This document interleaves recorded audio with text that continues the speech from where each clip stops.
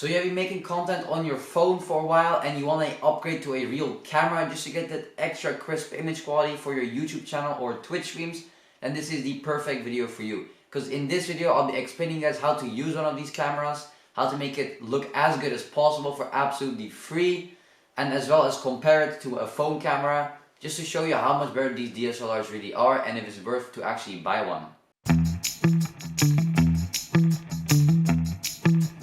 Now the first thing you guys actually need to know is that yes, you might have spent thousands of dollars on this camera, but it needs good lighting.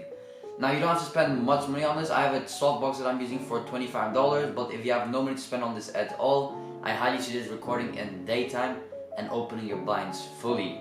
What this is going to do is going to bring as much natural light in as possible, and it's going to make your camera look so much better. For example, I'm using my softbox right now, but when I turn this off, it looks like this. Now it's on and now it's off.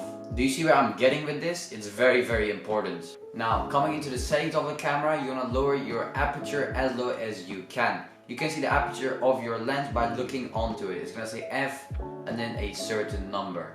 Lowering the aperture is going to take in as much light as possible into the camera, and it's going to give you a nice background blur. The lens I'm using right now does not have a low aperture, it's only 3.5, but if you get a lens such as with 1.7 aperture, your background is going to look much more blurry and much more nice. Now coming into the shutter speed, it's nothing complicated, just use double your frame rate. So if you're shooting at 4K 30, change it to 1/60 for the shutter speed. The shutter speed is basically how fast your camera shutter opens and closes in a time interval.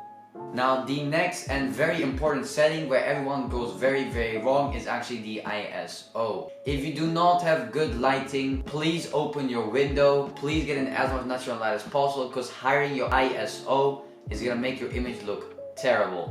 Currently I'm shooting on I believe 600 ISO, and I could even go lower. As you can see, there's some bright spots on my face. Now what ISO does, it actually brightens your image. However, the quality is going to decrease as it's going to look much more grainy. Highering this too much is going to give you rubbish quality from your camera. If you have good lighting, I recommend between 400 to 800 ISO. I wouldn't go really over 1000 unless you have really bad lighting. Now these are obviously the most basic video settings for your camera. I wouldn't really touch anything other than that, but now I want to talk a little bit more about lenses. So basically a lens can choose how wide your shot is or how narrow and zoomed in it is.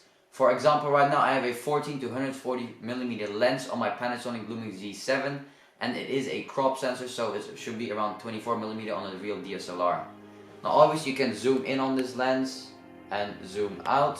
In fact, I can zoom in a lot and I can zoom out to have a nice wide angle shot. When using your lens, try to keep it on the most wide angle possible, as that's what most people like, and it also looks very nice as you can see more parts of your room. Coming to the aperture, the lower the aperture means the more light the lens can actually let in for the camera to see. The aperture is basically like, you know, these blades, like as they close, the part the camera can see through is like more narrow, and like as they widen up, the part the camera sees through is like more wide.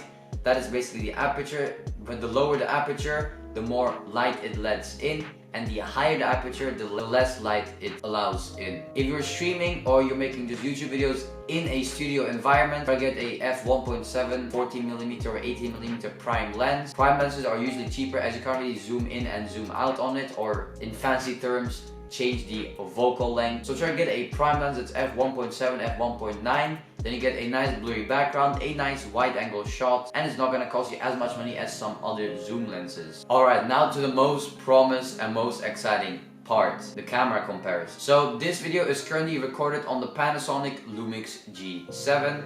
This is some hand movement.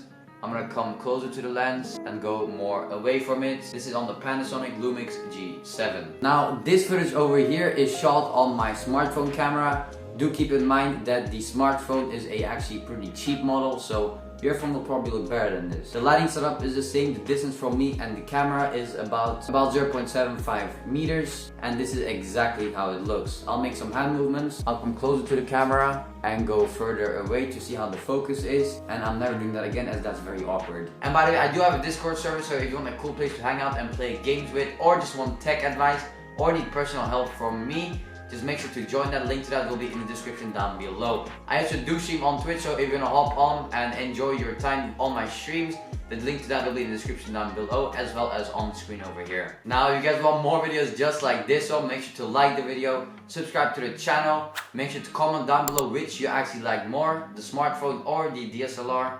And as always, I'll see you guys in the next one.